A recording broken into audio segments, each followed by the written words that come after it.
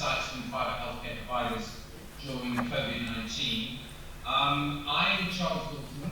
I'm a senior health specialist with the International Finance Corporation, which is part of the World Bank Group. I welcome you to this session, and I welcome our guests, and I will make an introduction shortly. Thank you. This is, as you can see, a part in-person and part hybrid session due to travel restrictions for a couple of us. We are unable to join you today, unfortunately. I hope you enjoy this session. I encourage questions. We will have lots of time for discussion as we go through. The aim of this session is really to discuss the harnessing the responsiveness, the reliance, the agility of the private healthcare sector to combat the worldwide pandemic. We're going to look at this session in sort of two distinct parts. The first part is the response and the reaction of the private sector to supporting countries, governments in addressing the COVID-19 pandemic. But also, we're going to use this opportunity as a look forward and to look where will the private sector be in the future? What's the opportunity for the private sector? How can the private sector develop, evolve, and support the strengthening of healthcare systems? So once again, I'm really sorry that I'm not with you in person, but our panelists today, I am going to do short introductions to the panelists, and if you want more information about the panelists, we'll be very happy to provide that information. So our panelists today are Dr. Mohamed Hablas. He's the Regional Director of the Saudi General Hospitals in Egypt and North Africa. We have Leona Karnali, who's the Chief Executive Officer for Crimea Hospital in Indonesia. Dr. Ekaterina Kaktoradze, she's the Deputy Director for Operational Excellence and Hospital Development at CAPEX Hospitals in Georgia. Dr. Adel Mohamed Devar, Acting Director of Medicare International Hospitals in Kazakhstan, and also hopefully joining us remotely is Dr. Ahmed Varma, Managing Director, Quadria Capital Investments from Singapore. Just a little bit of context in terms of structure for today. So I'm going to do a little bit of a scene setting, then we're going to go into three presentations. The first presentation will be recorded, and the two next presentations will be live in person within the session. We're then going to have a little bit of a segue presentation from Dr. Varma, which is in response to questions that he was asked in advance. Then we're going to get into the meat of the discussion, and then we're going to have the discussion in two distinct parts: the sort of the COVID-19 impact lessons learned from the private healthcare sector. And the aim of this conversation is to unpack the common lessons and observations that the private sector have observed as operators during this COVID period. The second part, as I said earlier on, is really the private healthcare sector looking forward. So the conversation will focus on the future for healthcare private service operators. And then through this, I'm going to sort of facilitate the discussion of the questions. And then hopefully we're going to have time with you as an audience to get into some good Q&A for the last part of the session.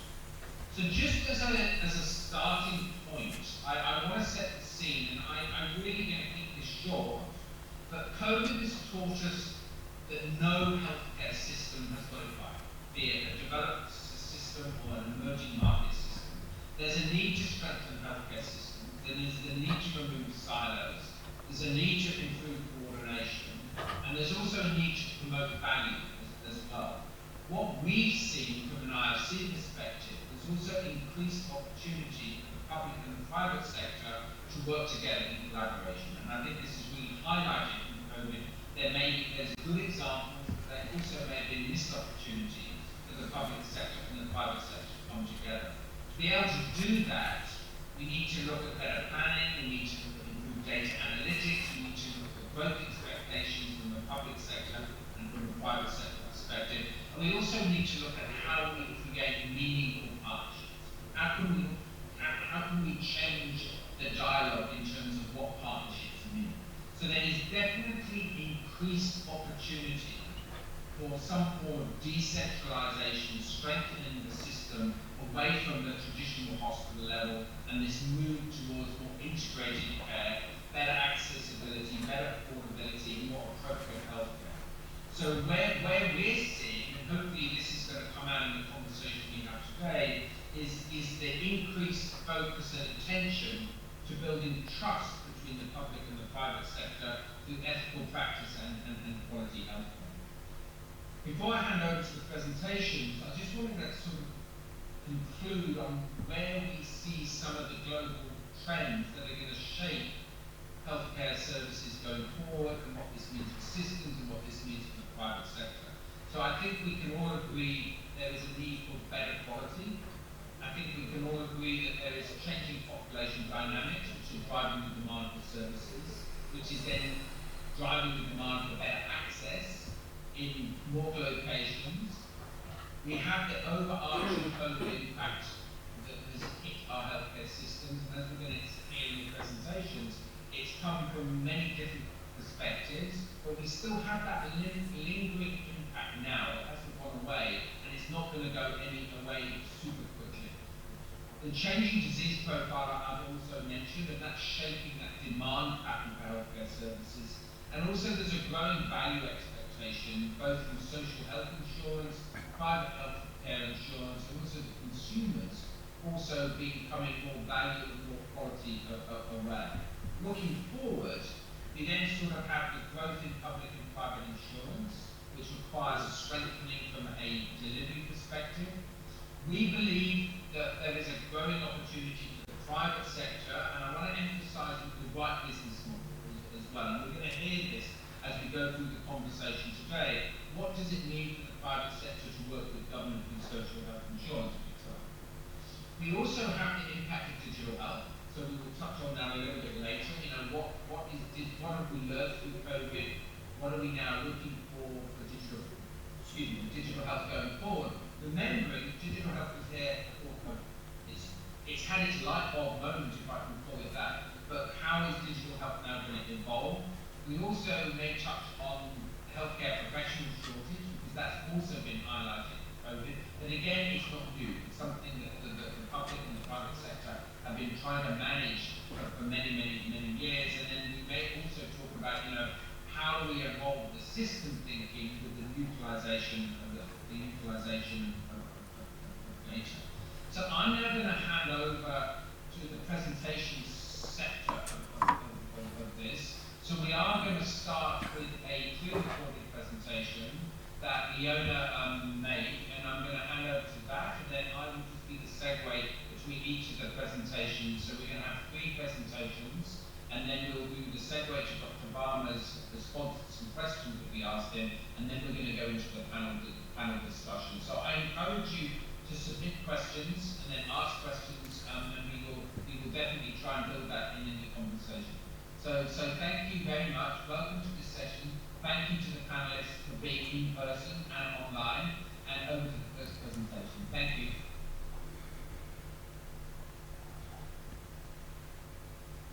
Hi, I'm Leona Carnali, the CEO of Primaya Hospital Group. Let me tell you more about Primaya Hospital. Primaya Hospital is a leading private hospital network in Indonesia. Currently, we have 14 hospitals in our group, with a total of over 1,800 beds across our 3 regional clusters from the west to the east of Indonesia. Our hospitals are supported by over 800 specialists, 300 general practitioners, and 1,800 nurses. Our hospitals are tertiary and secondary general hospitals with a wide range of multi-specialties. We focus on quality and patient safety. And 2 of our hospitals have received international accreditation by the Joint Commission International since 2014. Our hospitals with capacity of 100 to 250 beds are strategically located in the islands of Sumatra, Java, Kalimantan, and Sulawesi. We work together with our government to strengthen Indonesia's healthcare infrastructure and improves access to quality medical care.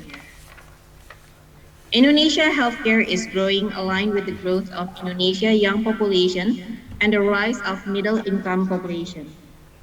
Most development, including healthcare, had occurred in large cities, mainly in Java Island, where Indonesians mostly live. However, healthcare facilities in Indonesia that can be indicated by the number of hospital beds is still below the ASEAN average and other countries in Asia, even until today. The past 7 years, access to healthcare has increased significantly, driven by the Universal Healthcare Coverage Program, which covers 83% of Indonesia population. The increased access to hospital and increased demand for hospitalization has driven the growth of private hospitals in Indonesia, including Primaya Hospital Group. Currently, private hospitals consist of 63% of the total hospitals in Indonesia. No one was ready when the COVID-19 pandemic hits globally. In Indonesia, the first case was announced by the president in March last year, and soon it became the national health emergency. In response to this national emergency, our hospital group learned from other hospitals in Indonesia as well as in China and other countries how to screen, isolate, and treat COVID-19 patients. We built fever clinics separate from the hospital buildings to safely receive patients with COVID-19 symptoms. We renovated clusters of inpatient wards on separate floors to treat COVID-19 patients and added ICU rooms to treat patients with severe cases in each of our hospitals. In May 2020, we opened our PCR lab not only for Primaya Hospital Group, but also other private hospital and government hospitals to help screen using PCR tests. In June last year, we launched our Link Medisehat application to provide teleconsultation and e-prescription for COVID-19 patients and our existing patients that cannot come to hospitals due to travel restriction. When the real first wave hit in January this year, we quickly added our COVID beds and ICU beds just before the government asked us to do so. When the second wave hits the country in July this year, we continue to add beds but limited to a certain level due to the lack of human resources at the time. Now, with the COVID-19 case significantly decreased, we have also returned our COVID bed and ICU bed to the minimum level, showing our agility through this pandemic. We continue working closely with the government, especially in the vaccination program that started in January this year, to hopefully reduce the spread of COVID-19. We have learned valuable lessons during this pandemic. It helps us accelerate it in so many ways to provide better healthcare services for our patients. The following video will show the new normal, how a patient can come and get treated in Primaya Hospital today.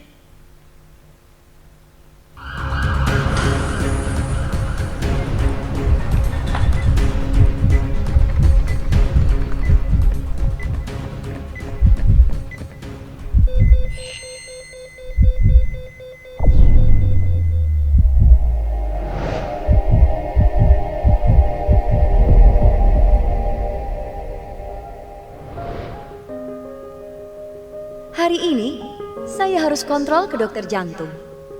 Saya mempercayakan kesehatan saya pada Primaya Hospital. Protokol kesehatannya ketat dan layanan yang diberikan selalu prima. Proses screening kesehatan pasien dilakukan secara ketat. Pasien dengan gejala demam, batuk, pilek, dan sesak nafas akan diarahkan ke ruangan khusus bernama fever clinic dan tidak dapat bergabung dengan pasien lainnya.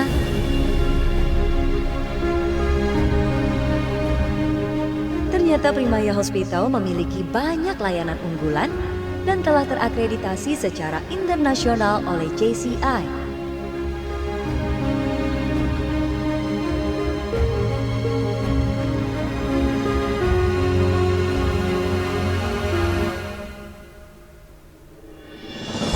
Karena pendaftaran sudah dilakukan secara online, saya hanya perlu memasukkan kode booking pendaftaran di mesin ini. Jadi, tidak perlu mengantri.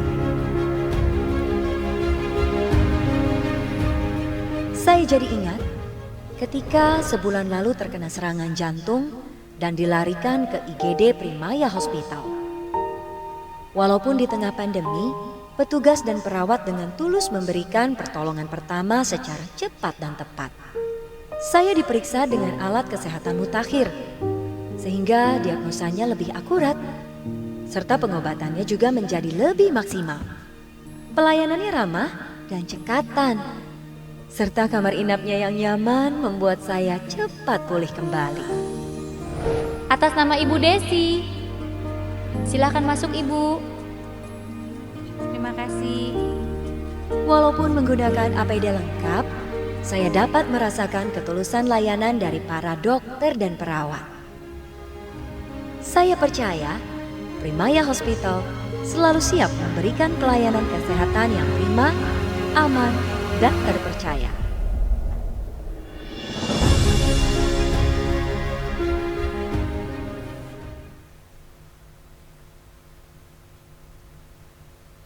All right, thank you for your attention. Thank you very much. Before we go on to the next presentation, there was a couple of summary points that I just wanted to make it very clear here. I mean, the first thing here, we have JCI accredited hospitals, and we will come to the discussion later, but these JCI accredited hospitals in Indonesia are successfully working with social health insurance. So I want to make that very clear that you've got a high end of care that is able to work with social health insurance. There's going to be lots of good lessons to be learned from there. What we're also seeing is the private sector in Indonesia is complementing and contributing to overall system strengthening. So the private sector is able to support government where there is the right level of communication, partnership and willingness. But two key things came out to me there was human resources was mentioned. We know that that's going to be a big problem for the public and the private sector going forward, and also the digital health transformation. And what we've seen is where digital health has been adopted correctly. Now, we may come back to discuss that. With the correct adoption of digital health in its true expanded form, it has enabled hospitals to continue day-to-day business while they're also trying to work with the COVID patients. So again, there'll be lessons that we can discuss as we go through. So I'm now going to go over to the live platform, and I'm going to hand over to Dr. Agal and for her presentation. Thank you very much. Thank you. I don't know where's my presentation. Oh, here. So, good afternoon. My name is Aygul. I represent the Kazakhstani group of companies Medicare. Second slide. How I can just change slides?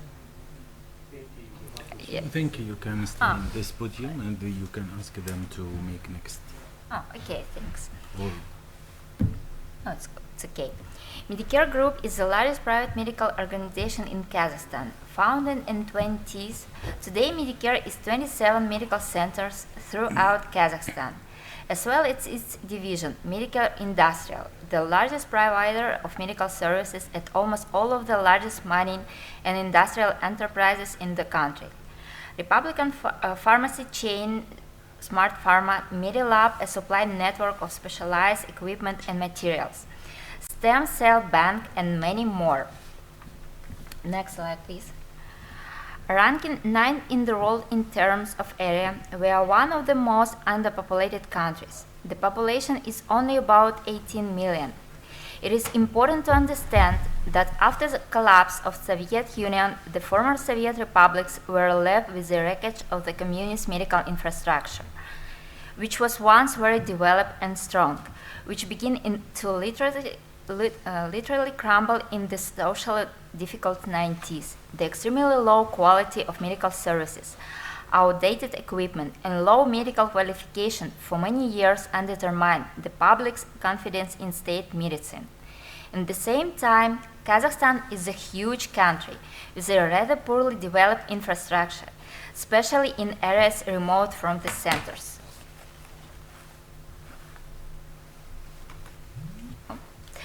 Our country faces the same problem as others: panic, disorganization, and lack of coordination of actions, resistance of citizens to restriction, spread of rumors, falling outcomes of people, and related tension and depression. At the beginning of the pandemic, any information from the states regarding the coronavirus was received very hostilely. This caused great difficulties for the authorities in carrying out explanatory work. Introducing the restrictive and preventive measures, the geographic location of Kazakhstan did not help in this. Despite the fact that by the time the leadership of China had managed to practically extinguish the pandemic of its territory, the neighborhood with China did not add peace of mind to the population. And the biggest problem at that time was the lack of reliable statistical information. Despite the transition to the emergency regime and emergency financial infusions, the healthcare system did not have information about what to actually prepare for us. And the state for the effective use of restrictive measures requires an understanding of the situation, an assessment of the depth of the problems. Medicare, as a major player in the market, has been fighting the pandemic from the very beginning together with the state and other organizations. Here are some of the important insights we have acquired during the time. Being a large and complex organization becomes an advantage only when you can manage it all. Responsiveness of the entire system of the Medicare group allowed us to instantly receive information from remote regions, outside of urbanized population, and therefore outside of statistics. The data we received in the first weeks of the pandemic formed the basis for further action by the government. In parallel, Medilab has focused on the supply of new medical equipment and its launch throughout the country, including the most remote regions. During the pandemic, we had to be very flexible through an overall mobilization of resources. Medicare has been able to create the implement key elements of a global virus containment system. We, together with international partners, have developed the entire volume of the most important documentation, procedures, protocols, techniques. We practically created standards from scratch, which were subsequently used by all market participants. State mechanisms were approved only 6 months later. In the shortest possible time, Medicare developed and deploys a system for receiving PCR analysis for diagnosis of coronavirus. At that time, this was the first and only PCR method for diagnosing coronavirus in the country. Reception points are located in open air, in the main square and the large city facilities, which reduce the possibility of infection in Kui. Soon, the drive-through test format is being introduced, which significantly reduces the risk of infection among those taking tests. The biomaterial is collected directly through an open car window. An electronic registration system for taking tests was introduced, which eliminated keys at reception points. For convenience as well as to reduce the time of contact with potential carriers, an electronic payment system for analysis was introduced. In condition of panic, is it right? Yes. Here. In condition of panic, lack of knowledge about the virus, any information from the state regarding the coronavirus was taken with hostility. This caused great difficulties for authorities in carrying out explanatory work, introducing restrictiveness and prevention measures. With its tragic consequences on the population of Kazakhstan, the whole world is also played a positive role. The first against the coronavirus was exposed shortcomings and bottlenecks in the system, harness the workforce and strengthen the infrastructure. In our case, the mobilization of all the company's resources made it possible not only to emphasize the company leadership position in the healthcare market, but also to identify promising vectors of development. As a result, new clinics were opened, the range of paid services was expanded, and the quality of provision of both paid and state-subsidized services was improved. All this made it possible not only to keep the financial indicators with the framework of the planned ones, but also to increase the company net profit by 35%. The problem of fatigue and burnout of healthcare workers during the pandemic is an acute problem for the entire industry. People quit their jobs, the atmosphere in the team is getting worse, and staff turnover is growing. Faced with this, Medicare has developed several programs to assist its employees, including a restrictive package and opportunity to rest and recover, professional training to healthcare workers and staff to increase stress resistance, improve work practices, ease the work of doctors and staff, innovative and automate management, motivational program for staff. Our main task is the development of human capital and the effectiveness of the entire team of the extensive Medicare network. What lessons and conclusions have we learned from this situation? First, it is necessary to revise the format of medical care towards the development of remote types of services, telemedicine. This is impossible without the development of high-quality medical informational system. From electronic check-in and contactless payment to medical concierge and telemedicine, all these trends, in our opinion, will become fundamental in the healthcare system around the world. And secondly, even closer interaction between public and private medicine is needed in order to effectively resist pandemics and other shocks in the future. Ours roughly demonstrated the role that a large private partner of the state can assume. The accelerated introduction of practices and technologies, a light and fast response to rapidly developed social processes, as well as reliable support for the state in solving the most complex problem related to the security of an entire nation. Thank you for the attention. Thank you. Thank you. Thank you very much. Okay, before we move on to the next presentation, I just want to again summarize some of the messages that I heard coming through, and hopefully they resonate with what the audience has seen and observed. Again, that going into COVID, this lack of understanding, lack of preparedness, lots of mixed messages. Again, the data issue has come up, so I think we're going to hear this a lot as we go through the presentations and the discussion. So again, a sort of a lack of data, a lack of coordinated data and information. And the sort of the keys to success has been responsiveness, to be agile, to be immediately respond to procedures and standard setting, but also being flexible as well. And then build those processes. And again, we clearly heard that this human capital shortage. We had a problem going into COVID. I think we've got a bigger problem coming out. We're seeing this in other markets as well. I mean, we're hearing stories coming out of the US, for example, that a lot of health professionals who are over the age of 50 have resigned and they're not coming back. So this global shortage of healthcare professionals is actually going to get much, much bigger and quicker than we all thought. So now I'd like to hand over to the third presentation. Dr. Hadless, thank you and welcome. I'll hand over to you for your presentation. Thank you.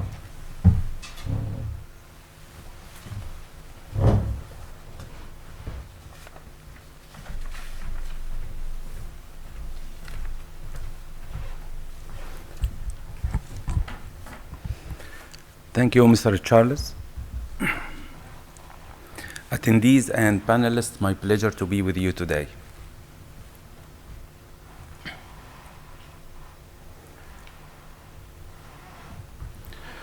As you know, in the first quarter of 2020, we used the term prediction too much because we are facing something new. We don't know any data about it. But now, in the last quarter of 2021, we have almost more than 1.5 years data about Corona and about COVID-19. And based on this, we will change the term prediction into forecasting. And forecasting, we are using the previous data to analyze it in order to plan for the future. And planning for the future is not just to wait the future, but to know exactly what will be the actions that we will take today. Starting from here, I'll present to you our experience about this in our hospital Our hospital is one of the big group called Saudi German Health, the biggest chain of hospitals in the Middle East. And our hospital today is Saudi German Hospital Branch, Cairo, started in 2016, so we are a new hospital. And we are 300 beds, have scope of service of 32 medical specialty and more than 72 subspecialty. Now we are serving more than 300,000 patients per year. Our hospital located in Cairo, Egypt. And from our experience, and for forecasting and planning for tomorrow, we have different perspectives here. This 6 perspectives, including the IT, and I think we attended already many sessions talking about digital transformation and IT. But here we will talk about leadership, human resources, equipment, supply chain, hospital design, and the community collaboration. From the challenges and the experiences that we faced during the last pandemic, we will come to our future recommendations. And you will find that most of these challenges, all of us faced part of it or all of them.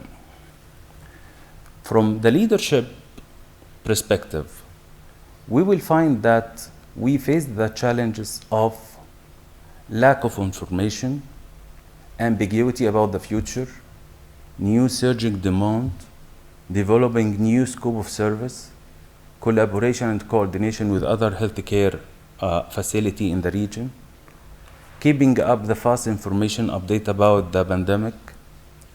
So from all these challenges, from the leadership perspective, the lessons learned that we need to form a crisis management center inside our hospitals. This crisis management center should include 3 groups. First group, the higher management and the leadership, in order to receive all the reports and to take actions all over across the organization. And the second group, scientific committee, this committee will be responsible about transferring the knowledge, the most updated knowledge by hour, per day, to the hospital management in order to take the right action in the right time. And also to form the training curriculum for the staff if there is any change in the protocol of treatment or any change in the medication or whatever. And also the third group, the execution committees. The execution committee include all the key persons inside the organization in order not to take too much time to implement or to change anything inside the hospital. So from these groups, in a committee called Crisis Management Center, this should be updated from year to year in our management or hospital preparedness plan. And we need to train our staff and ourselves and our management and our leadership to be ready for any pandemic, and everyone in this committee to know his role exactly. When we come to the human resource, this is one of the biggest challenges that we faced during the pandemic. Staff high anxiety, staff shortage, staff burnout, managing and treating the infected staff, lack of knowledge about what we are facing, and also the presence of socioeconomic problems. Let us say that we learned from this that we need to improve and enhance our communication plan inside the organization. We need to communicate more with our staff in a better way. And we don't need to go for such long hierarchy to just transfer the knowledge or transfer the information to our staff. No. And also the new technology and new applications helped us to reach it to thousands at the same time. So we need to improve our communication to our staff. Protecting and early detection of our staff health problems. We have, every organization have its own health policy for their staff. I can say that from the pandemic, we changed a lot in our health policies in order to make very early detection of any infection for our staff.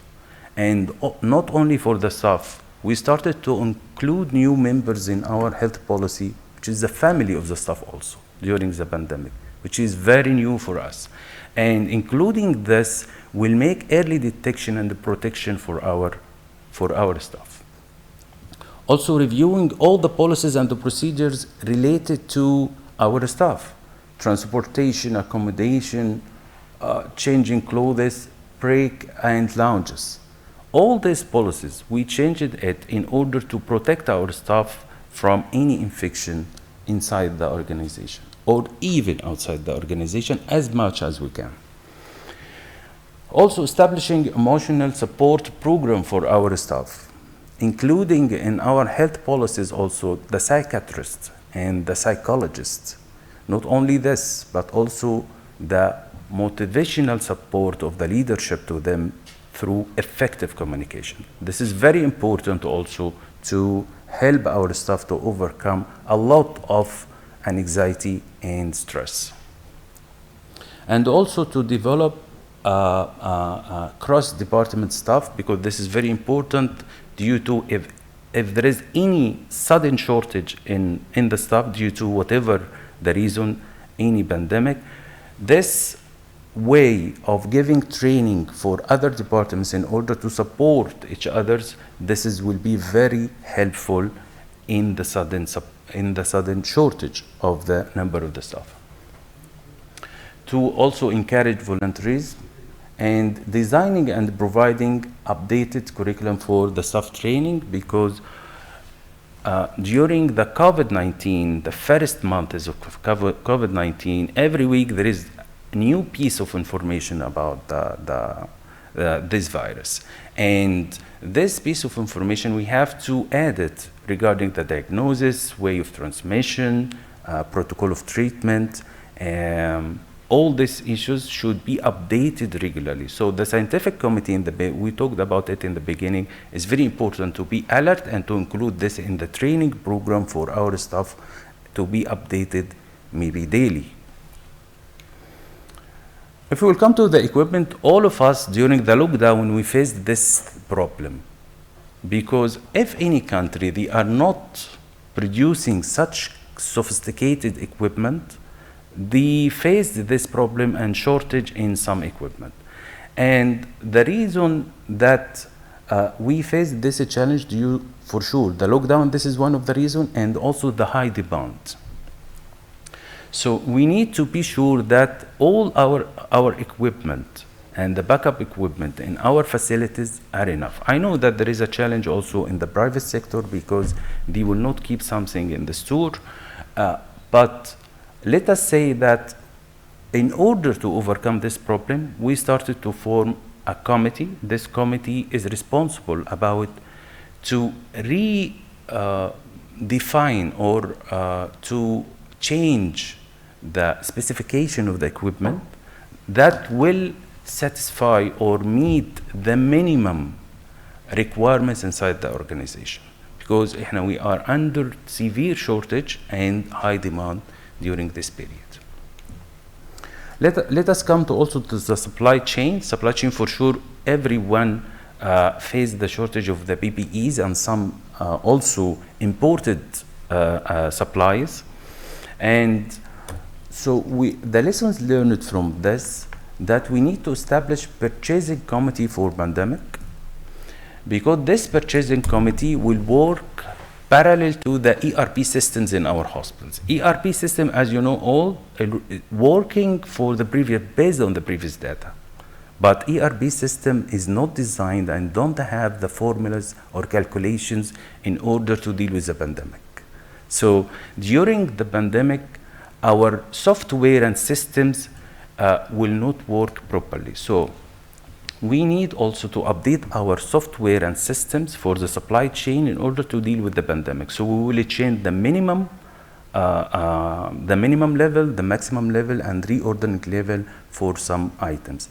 And for sure, for every pandemic, we need a scientific opinion in what is the expected supply that maybe we will face problem for it. If we will come to the hospital design, as we know that every country deals with COVID-19 in a different way. Some countries, they decided that for any infected patients, they will be separated in isolation hospitals dedicated to work only with COVID-19. And non-infected will be treated in the other hospitals. And some countries, they didn't follow this way. They said that all the hospitals will treat COVID-19 and non-COVID-19 at the same time. Let me say that both of them, they faced a big challenge. The hospital is not designed for this. The pathway for the patient is not designed for this.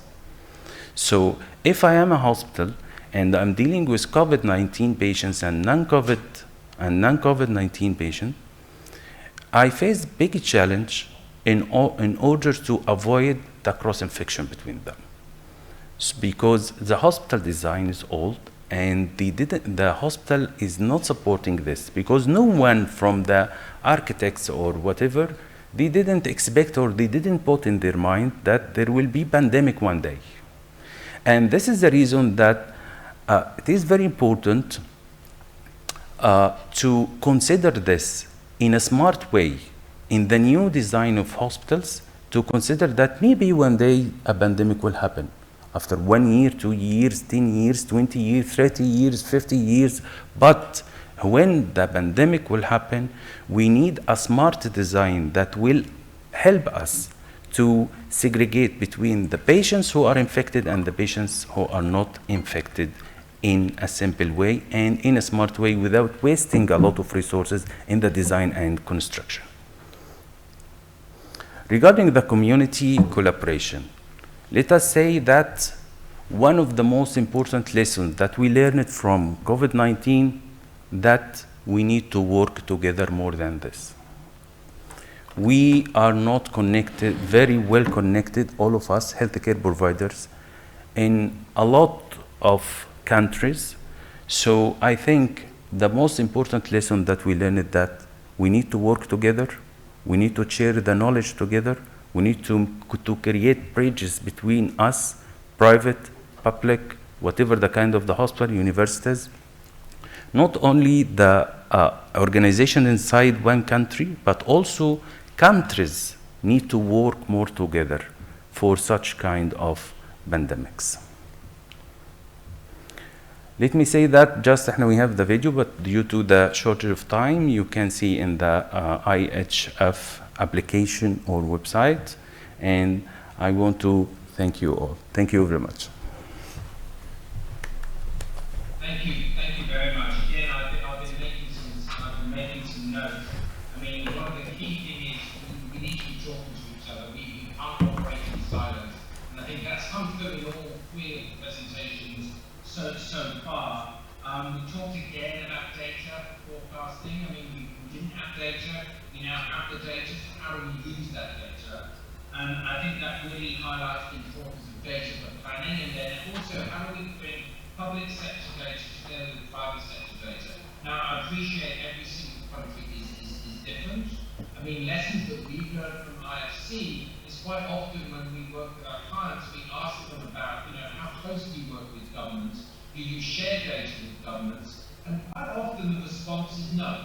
So which worries me in terms of, do governments have the full picture of healthcare services in some of their countries, and do they know all of the demand for it? So again, I think this collaboration around data for planning has come out very clearly. Again, sort of on the ground in the hospitals, we're talking again about protocols, processes, teams and being agile and being able to move quickly. So again, there's a lot of commonality between all three of the presentations. And then we also touched on sort of the equipment and the supply chain side. We also see big variations in supply chain sort of globally.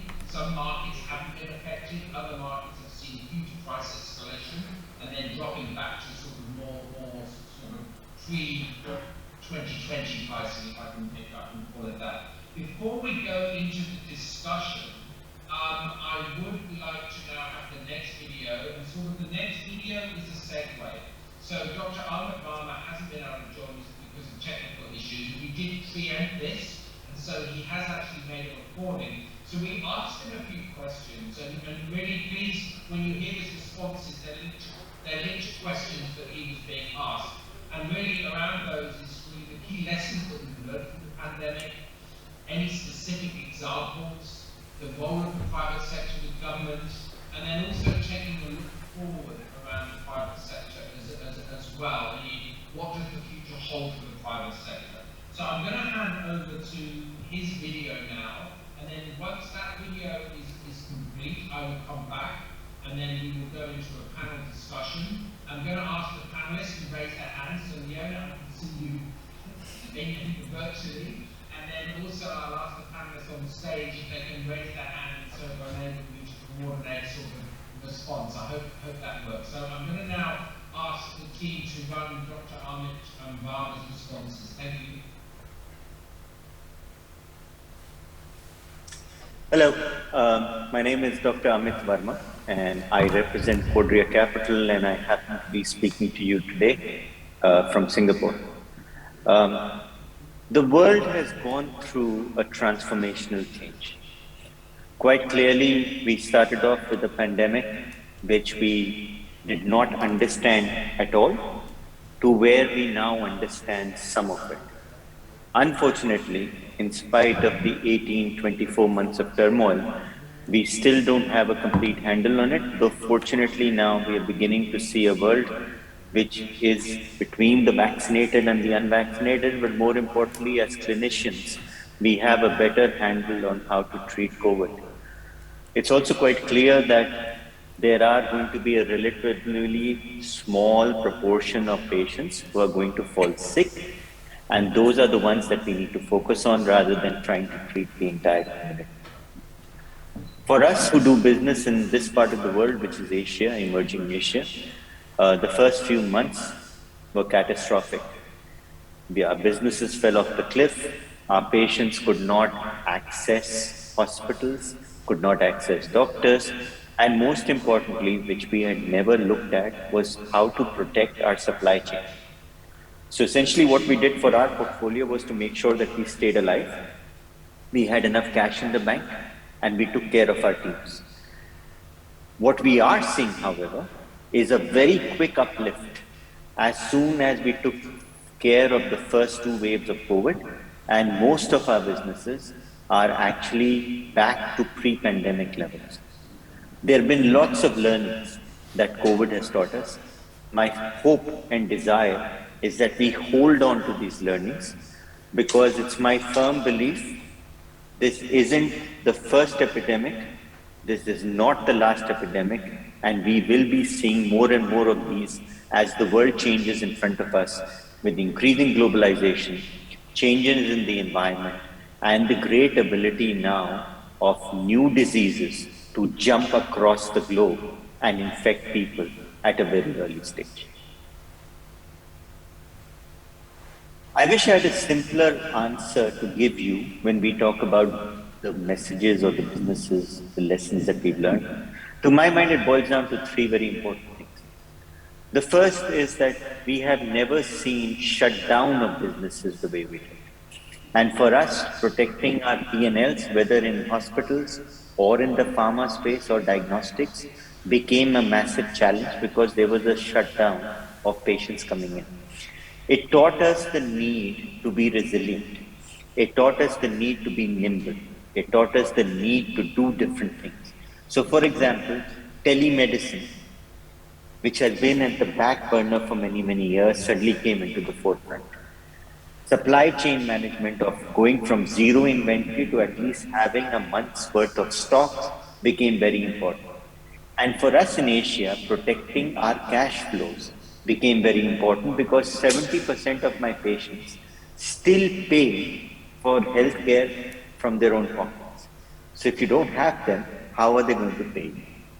I think if I take these three things and then the ability to safeguard safety of our employees, those are things that we've learned. And as time goes along, those are the ones that we want to incorporate into our day-to-day business. It is quite clear that we live in an interconnected world, and the chances of us living in isolation in our businesses no longer exist. I don't have a direct country perspective because we operate our businesses across emerging Asia, South and Southeast Asia, but interestingly, we saw the unanimity of problems across the region. As I mentioned, the main issues that we faced was a sudden drop of healthcare. The belief that we could supply, our supply chains were completely disrupted. And lastly, more importantly, we ended up in a situation where we could not go out and provide healthcare. I think what could have been done differently, to my mind, was the communication piece.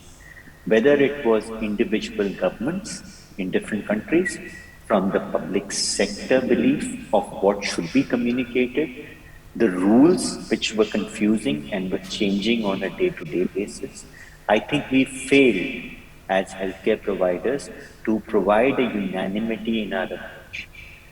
In one country, it became very, very important to shut it down and become COVID-free. And in others, the other countries were willing to live with COVID.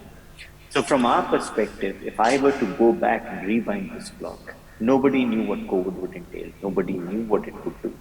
But I think if we had been a lot more transparent, and especially in the private sector, because which was at the mercy of the governments and the regulators at that point of time, I think clearer communication of what we know, what we don't know, what we should protect against would have been a key defining moment and a game changer for what we saw. But what was very interesting is regardless of your economic state, of whether you were a rich country or a poor country, we all went through devastation, which should become a role model of how we want to deal with epidemics in the future. What are market issues that will impact the private sector health services providers? I think the one big benefit that has come out of this pandemic is the fact that everybody understands that healthcare is upfront. It's no longer on the back burner. You cannot dissociate healthcare from economy.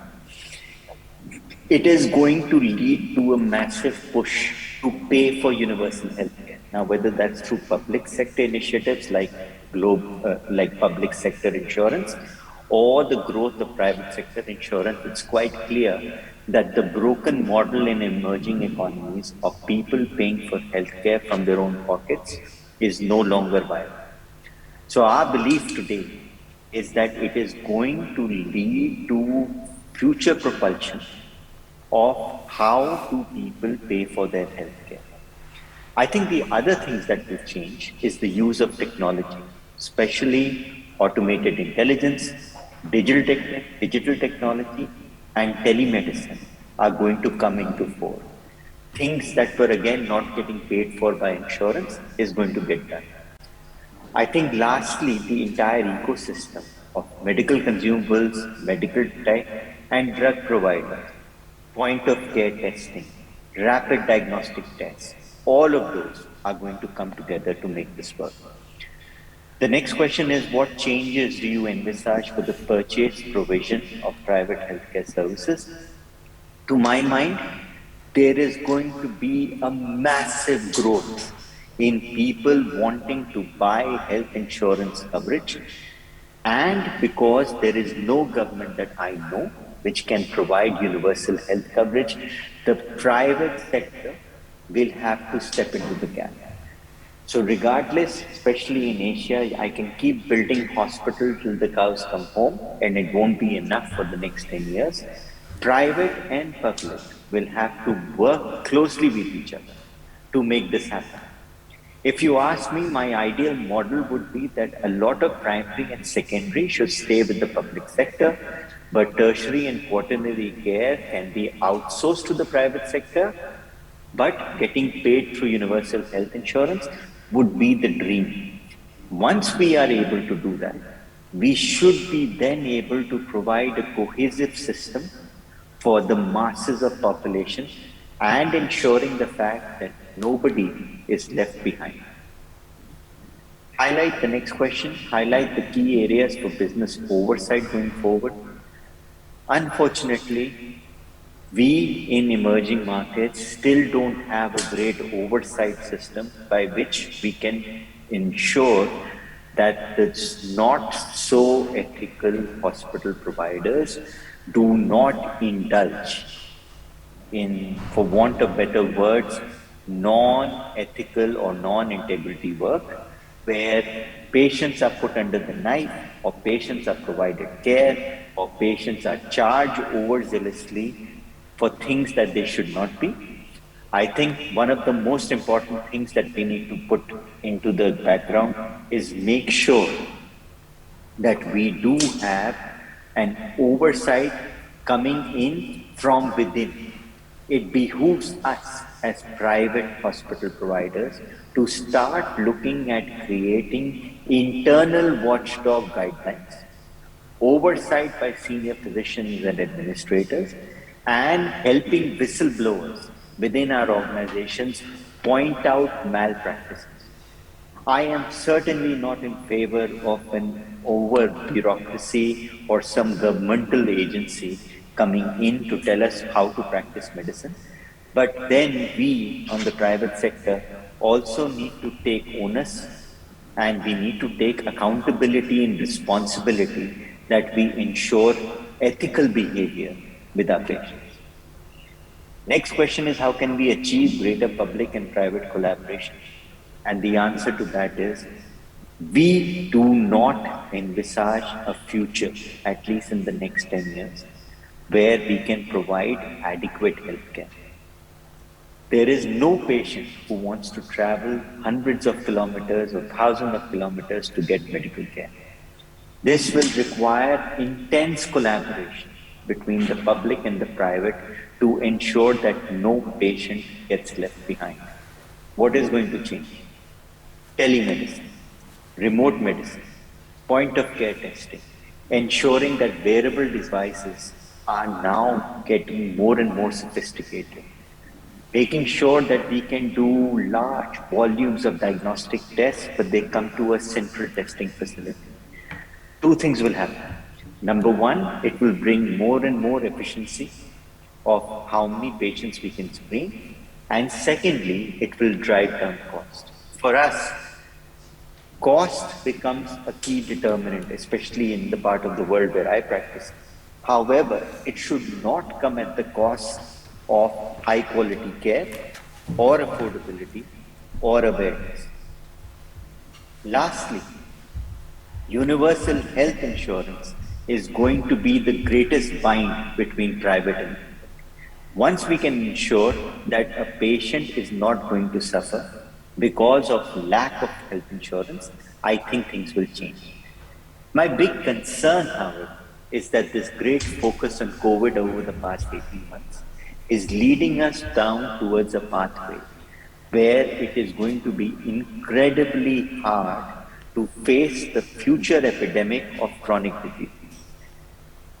Mind you, just because COVID was around doesn't mean that strokes, heart disease, cancer, kidney disease have gone away. In fact, those patients, unfortunately, may not have been diagnosed on time, which will then lead to a situation that by the time they come back to the hospitals, it may be too late. And I think the world needs to come together to start thinking about how we want to deal with the avalanche of these kind of patients who are going to show up at our doorstep and will require chronic care. And that to meet is one of the biggest challenges over the next 5 years.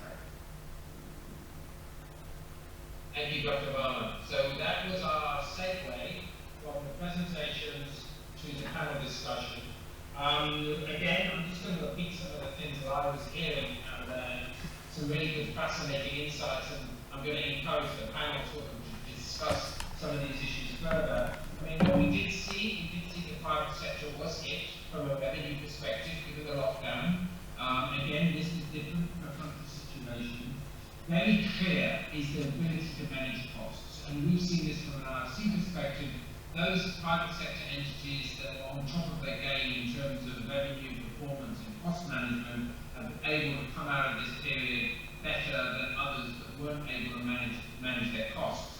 The cost management is also important going forward because we're going to see these new business models related, to working with social health insurance, the expansion of private insurance. So we are seeing these shifts coming into the market. The supply chain is mentioned again.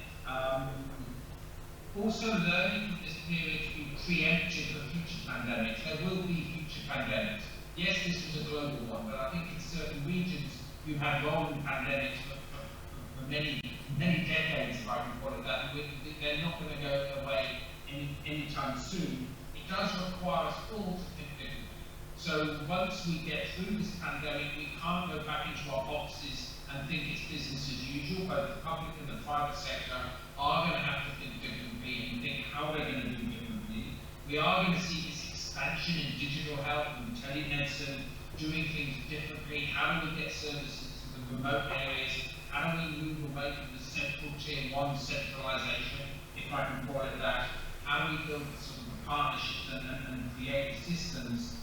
And basically also is that oversight and that coordination. That's going to be very, very, very, very important. I'm now going to go back to the panel discussion. So we're going to start the panel discussion. I'm going to invite Dr. Ekaterine from the CAPEX group to go first, if she's happy to do that, and to give her perspective on what she's heard today. So she hasn't given a presentation, and she's heard Dr. Varma's response. It would be very good, Ekaterine, if you could just give us your perspective, and also from a Georgia perspective, your group's very interesting, because you actually work with the public sector as well. You're a key service provider for the public sector. So over to you, thank you. Okay, thank you. I will provide some information about my company and about Georgian context. Georgia has such kind of context in hospital. It's not work? Yeah, take it more closer. Okay. Almost 90% of hospital beds are under private management. 70% of the revenue comes from the government. We have the universal healthcare program. 10% comes from the private insurance company, and 20% comes from the out-of-pocket. We have 3.8 million citizens in Georgia, and my company, CAPEX Medical Corporation, has 24% of market share in regards of hospital beds. Yes, we are the biggest medical providers in the country. As for the COVID-19 pandemic, we had the different challenges on the different stage of the pandemic. Starting point, main challenge was the lack of information, failures of the medical staff, decreased revenue by 40%, increased the operating expenses, increased CAPEX also, because we need to prepare on the COVID-19 pandemic. Our country decided to manage COVID pandemic in the direction that government identified the COVID-19 hospitals and we also participating in this program, and 700 beds under our company are operating as a COVID beds. What was as for the finances, we had from the beginning we had a discussion and negotiation with the government, and we have three kinds of financing on the COVID-19. First is the per diem financing, which covers just non-direct cost of the hospitals. Government is renting the hospital beds from the private sectors and paid for this bed, it is occupied or not. Second is the payment of the treatment. It is the for medicine, for laboratory and diagnostic services, and third, they are paying some bonuses for the medical personnel, for nursing, for cleaners, and for doctors. It is the three kind of financing which comes from the government. As for our challenges now, what we have is that we are the country even now with 7,000 cases per day, and unfortunately every day we have around 17 deaths also of COVID-19, and main our challenges is the vaccination rate. We have very low. We have just 30% of vaccination, and what we are doing now is to help government about the awareness campaign of the population. What we are proud that 95% of our medical staff and non-medical staff are vaccinated also, and we are promoting all our patients to be vaccinating. We have vaccination points in the hospitals and also in the villages, and we are financing all these activities by ourselves, because we know that it is the important factors to win on the pandemic. Also, what challenges we have as a country and we as a company is that in usual situation, we have the 14,000 hospital beds in the country, and in usual situation, this is the maximum 70% occupied. And now, when we have the COVID pandemic, our 100% of hospital beds are occupied, and we have lack of nurses especially, and what we are doing is that we opened our some training programs, and we collaborated with the universities and students after 3 years medical 3 stage of medical university. They are working as a nurses in our hospital, but even now we have this kind of challenges. And what we did also is that to promote our medical staff from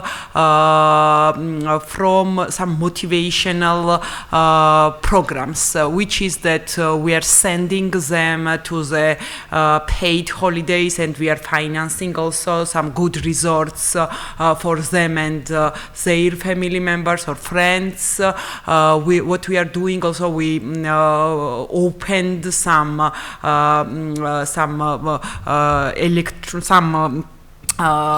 program which can be used by the patient to send doctors and nurses thank you letters. And it was also big motivation for our doctors, because when some person namely is sending the thank you doctors, you give me life and thank you for my life, etc. It was also when we did survey for our employee satisfaction, it was one of the motivational part that they are as a heroes for our patients. But and also one of the important things what I think that private sector was ahead as a public sector was that less bureaucracy during the pandemic. We even, as my colleagues also mentioned, we did the preparedness plan on the beginning on the pandemic, and what was our decision was that we nominated the crisis management of each hospital, and we also changed our some SOPs, how to procure something, how to make decision to decrease the decision-making process, because it was one of the important things for the outbreaks to have the good decision-making process, and to help our doctors, our staff, and our patient for good medical care. It is very shortly about my country. If you have any question, I will be happy to provide answer for that. Thank you very much. And again, I think we're hearing this consistency in response from all the presentations and sort of the answers to questions so far. I mean, what we've also heard here is be prepared and understand your processes. Look at, can you change some of your processes and sort of and your procedures? And again, this big focus on staff. So we know we're having shortages. We know we're having staff themselves are having challenges with their families. And so it's how you manage and respect your staff and look after them during a difficult period. I'd also just like to flag Georgia. If you want to do a case study, Georgia is the potential a good case study country because you've got this really interesting dynamic. You've got a public purchaser where the majority of the care is provided through the private sector. And so it's a really interesting model for people to look at. And there are positive, and of course there's going to be negative or challenges that can be learned from that model for other countries.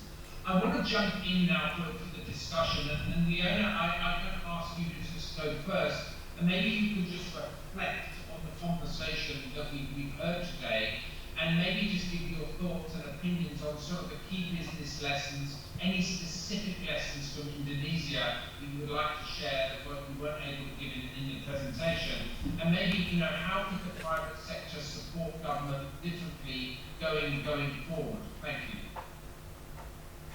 Thank you, Charles. So for Indonesia, I think the answer will be quite similar, unfortunately, Charles, from the other countries. Well, there are four key lessons that I summarize. Firstly, adaptable and flexible. Not only that, we have to be flexible in terms of fighting COVID and renovating our facilities and things like that, but we also have to be flexible in reducing the COVID beds as well when the cases are low, to ensure that we can treat non-COVID patients at this time when the case is low. And we have to be able to have creative solutions, especially with the lack of resources that we have, the lack of human resources as well. We have to find alternatives, expand our resources, and reduce usage whenever possible. And of course, we have to be able to shift our mindset. I think Dr. Mohammed also mentioned this regarding purchasing.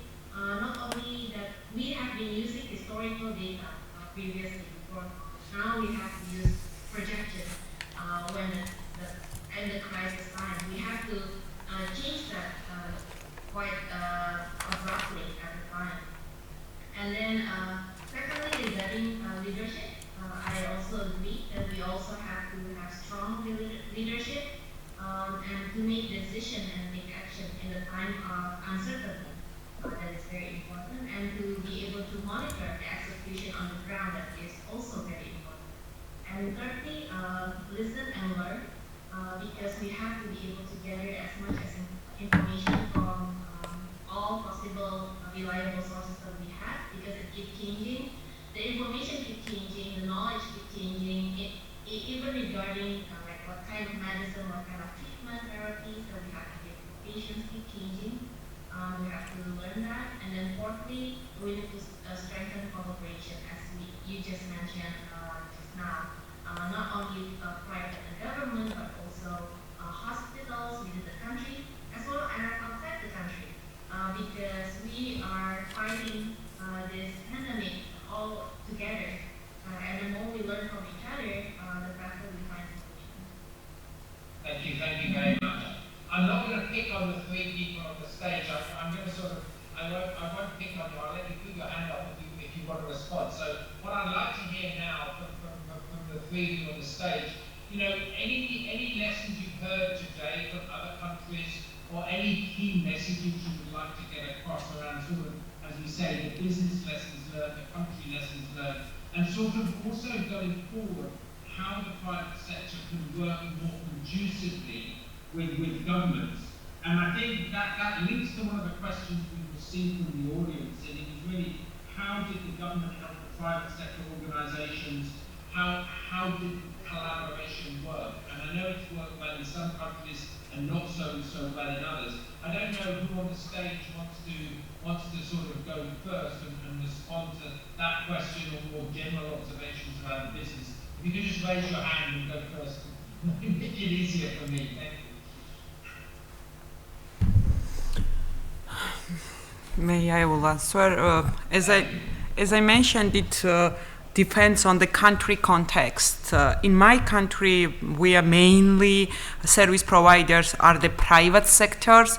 There is important to have the collaboration about the epidemiological strategy, because hospital network should have possibilities to take responsibility to treat all the patients who need the treatment, and because it's important to be in line in the epidemiological strategy, what means that when government should do some lockdown activities, when they should open, and because for the collaboration about the medical resources on the country, it's important in my country for the government. As for the in the country where is the sharing the public and private partnership, there was very good examples about Egypt, that they had collaboration with other hospitals to change the equipment, which is very important for such to change some resources each other, to share the information about the new treatment between public and private hospital, which is also very important step, and also for all country, what is the very important is the communication strategy, because private sector can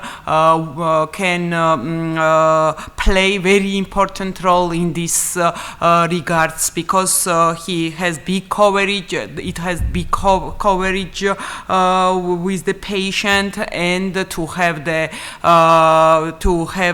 same messages with the patient, that what is the why is important vaccination, why is important testing, early testing and detection of the COVID-19. It's also important. And third one, what is also the critical thing, it's the human resources, and to plan human resource strategy with the governmental and private service provider. It's also important direction, because one of the critical line for all country which presented today their experience was the capital resources, human capital, and this is also, for my point of view, one of the important direction for collaboration.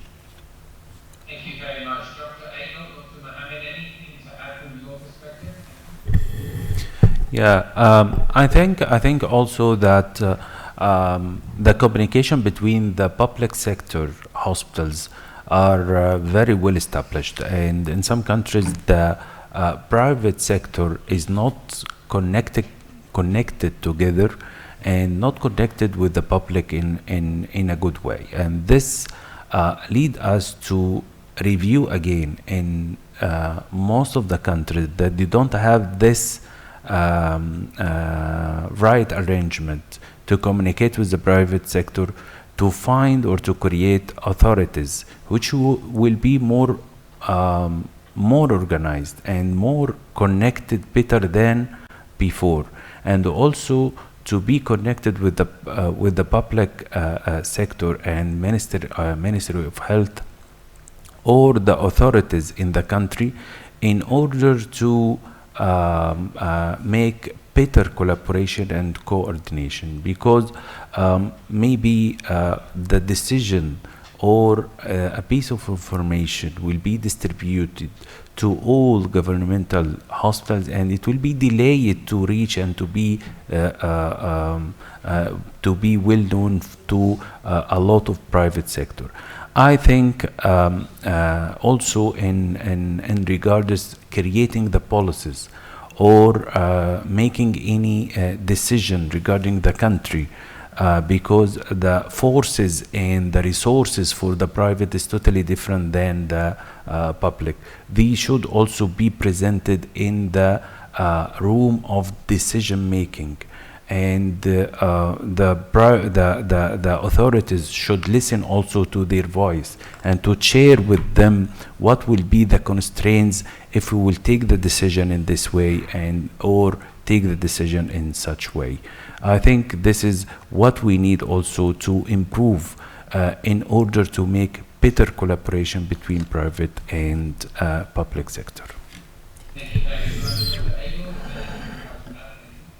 Yes, and I wanted to share our experience too. Our company, we are the large partner of government. I mean, in healthcare, as a healthcare providers. Our country, the most big oil and gas company in these countries. So, and we do have also industrial, it's a medical industrial, and we are provider of all healthcare provider for all gas and oil companies. So we're in very close relationship with the government, and we do have big database.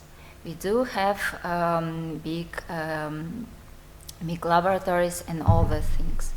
So we have a lot of PPTs project with the government. So for us, it's our everyday job to be in a close relationship with the government. We're helping them, and I can't say that we have to improve our relationship because it's already good. Thank you very much. Thank you very much. We've got 5 minutes left. I'm going to give Leona one more question, and this is just really, if you could very quickly, and this is a bit unfair of me, and I apologise. Accreditation standards. Most of your hospitals are JCI accredited. You're also able to operate within the social health insurance platform with that. But just on accreditation, how has accreditation standards helped to change the organisation and enable you to be agile? Thanks. Thank you, Charles.